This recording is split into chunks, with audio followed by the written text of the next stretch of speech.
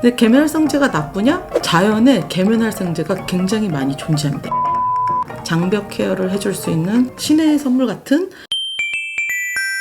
여러분 안녕하세요, 뷰티부 장관입니다. 오늘은 클렌징에 대해서 얘기를 좀 해볼게요. 일단 클렌징이라고 하면 떠오르는 성분이 하나 있죠. 계면활성제. 계면활성제 때문에 클렌징이 좋다, 나쁘다, 어떤 클렌징을 써야 될까, 항상 이런 게 고민인 거잖아요. 그래서 우리가 계면활성제에 대한 이해가 좀 필요하고, 그 다음에 클렌징 하면은 장벽 케어의 처음이자 끝, 이렇게 장벽과 관련된 이제 활동이거든요, 클렌징이라는 게. 거기에다가 우리가 정말 소중하게 좀 다뤄줘야 될 부분이 또 피지 부분이에요. 그래서 요 계면활성제, 장벽 케어, 피지, 요 개념을 다 알아야 요 클렌징이 어떤 클렌징을 내가 써야 되는지 판단이 되거든요. 일단 장벽은 쉽게 말해서 각질층이에요. 각질층은 진피가 아니라 바로 위에 떠있는 이 외부 표피이거든요. 그래서 장벽이라고 하는 이 각질층은 각질 세포와 그 세포 사이사이를 메꾸어주는 세포간 지질, 이렇게 벽돌 구조로 되어 있어서 피부 단면을 보면 이렇게 벽돌 모양으로 생겼습니다. 그리고 모공 사이사이에서 뿜어져 나오는 피지들로 이것들이 계속 보호되고 항상성이 유지되는 그런 구조로 되어 있거든요. 이런 장벽의 구조가 우리 피부를 외부의 자외선이라든지 세균이라든지 이런 자극으로부터 우리 피부를 보호해주고요. 그리고 또 우리 안에 가지고 있는 영양이나 수분을 빼앗기는 것을 또 방지해주는 그런 역할을 하거든요. 그래서 클렌징을 얘기할 때 이런 장벽을 구성하는 이 모든 물질에 수분과 오일 성분, 이런 것들이 다 함께 같이 우리 이 피부를 구성하고 있다는 사실이에요. 그럼 계면활성제가 뭔가? 계면활성제를 간단하게 이제 말씀을 드리면, 사람도 끼리끼리 놀듯이 분자도 끼리끼리 노는 걸 좋아해요. 특히 이 물분자 같은 경우는 물끼리 노는 걸 굉장히 좋아해서 이렇게 기름이 옆에 들러붙는다거나 공기가 들러붙는다거나 하면은 자기네들끼리 꽉 이렇게 뭉쳐요. 그래서 최대한 표면적을 작게 만들어가지고 동그랗게 뭉치는 경향이 있어요. 이 물이라는 아이들이. 그게 바로 이 물의 표면 장력이라는 건데, 또 화학적으로 가면 또 너무 어려우니까. 그래서 이 계면활성제라는 건 뭐냐, 이렇게 똘똘 뭉쳐갖고 자기네끼리만 놀려고 하는 이거를 슬쩍 와가지고 부드럽게 이렇게 같이 섞어주는 거예요. 그러면은 물이 덩어리지던 게 풀려가지고 약간 그 표면 장력이 약해지는 거예요. 그러면서 서로 섞이게 되는. 그래서 물하고 친한 부분과 기름하고 친한 부분이 한 몸에 같은 분자에 이렇게 있는 거예요. 그래서 얘는 물도 아니고 오일도 아닌데 물도 붙을 수 있고 또 오일도 붙을 수 있는 거예요. 그래서 우리 얼굴에 이렇게 오염물질이 이렇게 있으면 거기에 우리 파운데이션 이런 거 뭐죠? 오일 베이스라고 봐야 되는 거죠. 그 계면활성제에 오일하고 친한 부분이 떡 와서 들러붙어요. 다 들러붙은 다음에 그 다음에 그걸 가지고 이렇게 때를 빼내는 거죠. 그런 역할을 하는 게 바로 계면활성제입니다. 근데 계면활성제가 나쁘냐? 예를 들어서 우유 안에 단백질도 있고 지방도 있고 아마 수분도 있겠죠. 근데 이래가지고 전혀 이렇게 분리되어 있지 않죠. 이 우유 자체에 가지고 있는 계면활성제가 바로 레시틴이라고 하는 거거든요. 그리고 예를 들어서 홍삼의 좋은 성분이라고 하는 사포닌 있죠. 홍삼을 이렇게 달릴 때 보면은 거품이 이렇게 난다고 해가지고 요게 바로 사포닌이야 이렇게 얘기하는 소리 들어보셨죠? 그게 계면활성제입니다. 그 다음에 계란 노른자, 콩에도 있어요. 레시틴, 콩 단백질. 그 다음에 유제품에도 있죠. 카제인이라고 하는 성분. 이런 것들이 다 대표적인 계면활성제예요. 그래서 계면활성제는 무조건 나쁜 건 아니다. 그 다음에 화학 계면활성제도 있습니다. SLS 대표적으로, SLES 이런 건 화학 계면활성제인데, 이 계면활성제에 대한 논란은 많아요. 많이 있긴 했지만 전반적으로 이 제품은 굉장히 안정적인 성분으로 많이 알려져 있고, 이 성분들은 폼 클렌저나 이제 클렌징 제품에 많이 쓰이고 있다. 그렇게 이제 보시면 될 것 같습니다.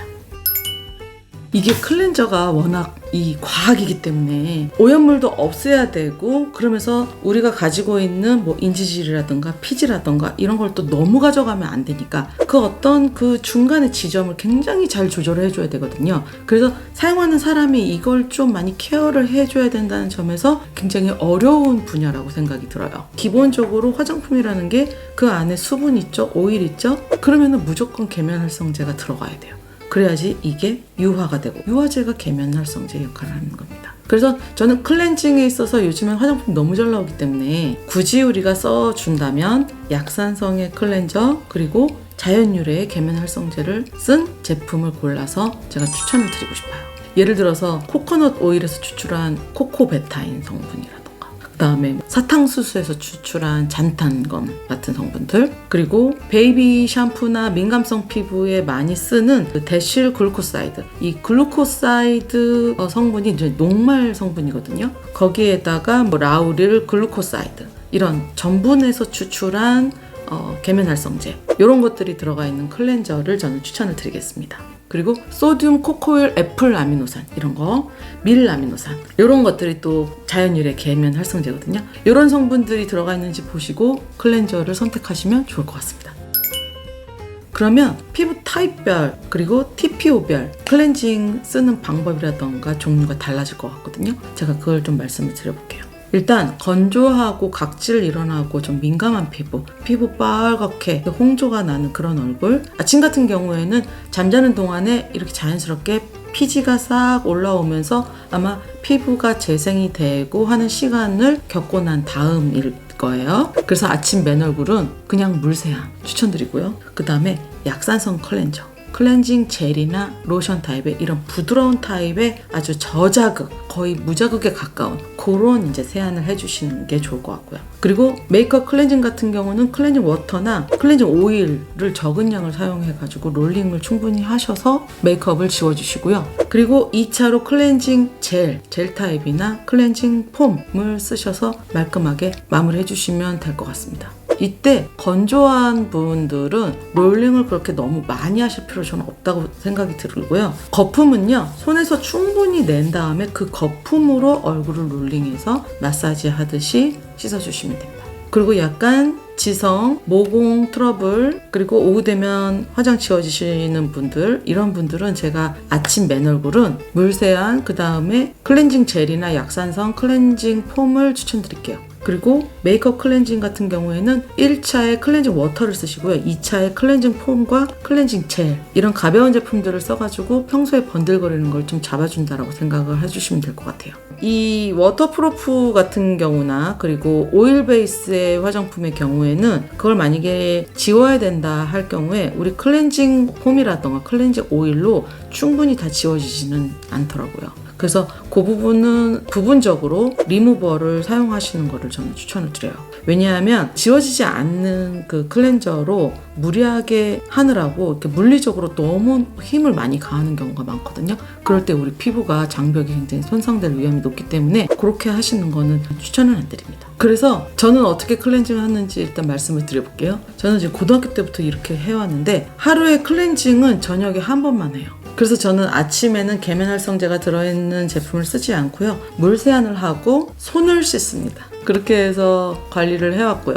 그리고 밤사이 나온 피지가 우리 장벽을 케어해 줄 수 있도록 그렇게 피지를 좀 남겨놓는다는 느낌으로 해주고요. 다만 퐁당퐁당으로 오늘은 더 좀 씻고 싶다 그럴 때는 약산성 비누 있잖아요. 비누를 조금 해가지고 거품을 내서 T존 부위는 조금 먼저 해주고 그 다음에 마무리로 한번 씻어줍니다. 그리고 중간중간에 모공 케어나 이런 거는 따로 또 해주시니까 매일 아침마다 계면활성제가 섞인 클렌저를 쓰지 않아도 저는 충분하더라고요. 근데 제가 지금 약간 그 복합성이거든요. T존 부위에서 화장이 좀 먼저 지워지고 그리고 평소에는 이런 부분은 굉장히 또 좀 건조한 그런 피부 타입이어가지고 그러니까 복합성인데 저 같은 경우는 수십 년을 그렇게 케어를 해왔는데 저는 그 피지가 되게 중요하다라고 생각이 들어요. 그래서 클렌징을 사용하실 때 우리의 장벽, 피지가 장벽 케어를 해줄 수 있는 우리에게 주어진 굉장히 큰 신의 선물 같은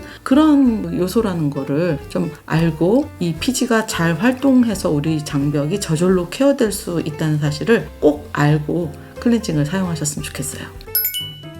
그래서 클렌징 사용하실 때 주의할 점 3가지. 너무 자주 사용하는 거. 아침에도 쓰고 저녁에도 쓰고 아침에 또 쓰고. 왜냐면은 중간중간에 우리가 쓰는 그 화장품들에도 다 계면활성제 다 들어있단 말이에요. 그러니까 우리 생활에 계면활성제를 얼마나 많이 사용하는지 그게 나쁜 건 아니라고 그랬어요 제가. 그렇지만 우리가 가지고 있는 이 피지라던가 그 세포간 지질이라던가 장벽 케어를 위해서는 우리가 가지고 있는 이 기름 이것도 존중을 해주고 너무 없애면 안 된다. 대신에 피지 케어, 모공 케어를 중간중간에 해주시면 좋다. 그리고 클렌징 하실 때 너무 막 빡빡 닿는 거 있잖아요. 그럴 때 물리적인 힘을 너무 가하면 장벽이 손상이 갈 수 있다. 여러분 장벽이 정말 중요한 게 뭐냐면은 이 각질층이라 그랬잖아요. 각질층이 떨어져 나온 그 각질을 얘기하는 게 아니라 이 겉에 맨 겉에 있는 요 부분이 이제 각질층인데 피부 단면도를 확대해서 보면 이렇게 두꺼운 것 같지만 사실상 진짜 얇은 거잖아요. 그래서 이렇게 한번 쓰고 나면 장벽이 깨지는 거잖아요. 그래서 이렇게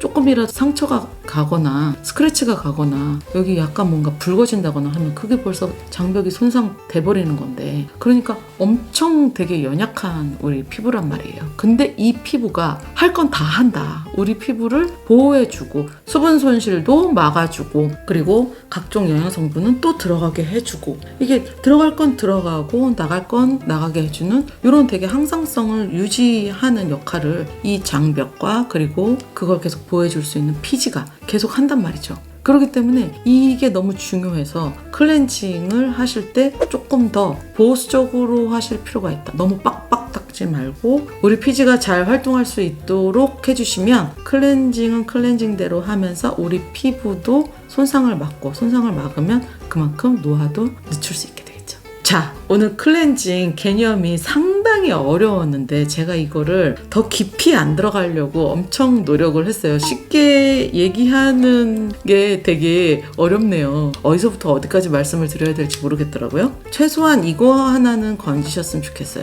나의 장벽을 지키는 것은 피지가 첫 번째. 그 또 피지를 너무 뺏어가지 않는 것은 나의 클렌징 습관. 그러니까 클렌징을 조금 보수적으로 하는 것이 좋겠다. 대신에 자기의 느낌이나 너무 기름기가 번들거리는 게 싫다고 하면은 중간중간 모공 관리나 피지 관리 케어를 해서 충분히 관리할 수 있다. 제품 같은 경우에는 자연유래 계면활성제, 성분들 아까 말씀드렸던 거 이런 성분들이 있는 제품들을 위주로 써주시는 게 좋을 것 같다. 그럼 다음 시간에는 클렌징 제품을 좀 추천해 드릴게요. 뷰티부 장관상 클렌징 부문 선정하는 영상이 되겠습니다. 그럼 오늘도 긴 영상 봐주셔서 감사하고요. 내용이 좋으셨다면 구독, 좋아요 꼭 부탁드리겠습니다. 우리 차관님들 감사합니다. 안녕.